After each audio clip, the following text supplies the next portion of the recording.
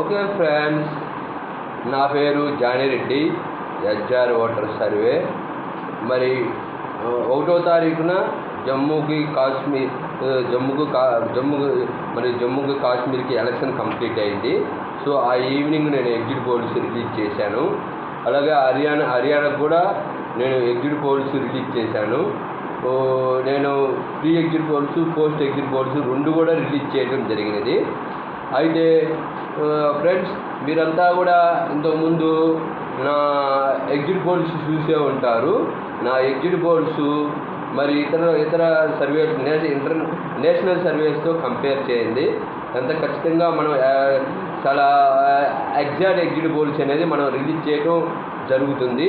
అట్లాగే ఇప్పుడు ప్రస్తుతం ప్రెజెంట్ జమ్మూ కాశ్మీర్కి, హర్యానాకి ఎలక్షన్ కంప్లీట్ అయ్యాయి కదా. సో నేను ఎగ్జిట్ పోల్స్ రిలీజ్ చేస్తున్నాను. Congress plus left, national conference party, so left alliance మొత్తం లెఫ్ట్ వచ్చేసి 60 to 70, అంటే 60 అబోవ్ ఖచ్చితంగా Congress plus left NC party so Jammu కాశ్మీర్లో గవర్నమెంట్ ఫామ్ చేస్తుంది. బీజేపీకి వచ్చేసి 20 to 25 సీట్స్ వస్తాయి.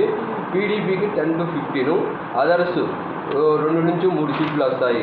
అట్లాగే ఇప్పుడు ఇంతకుముందు హర్యానా కూడా నేను పోయినసారి ప్రీ ఎగ్జిట్ పోల్స్ రిలీజ్ చేశాను. సో నేను చెప్పాను కూడా, ఈసారి కాంగ్రెస్ హర్యానాలో డ్యామ్స్ 50 to 55 సీట్స్ వస్తాయి, మెజార్టీ సీట్స్. సో హర్యానాలో కూడా కాంగ్రెస్ గవర్నమెంట్ ఫామ్ చేస్తుంది. ఈసారి బీజేపీకి 20 నుంచి 30 బిలోనే ఉంటుంది. Others 5 to 10. అదర్స్ అంటే అక్కడ ఇది జేఎల్పీ ఒక పోయినసారి బీజేపీతో పొత్తు పెట్టుకొని గవర్నమెంట్ ఫామ్ చేసింది. సో జేఎల్పీ, సో ఆ పార్టీకి వచ్చేసి 5 to 10 వస్తాయి. సో లాస్ట్ టైం పొత్తు పెట్టుకుంది. సో అది ఇది ప్రజెంట్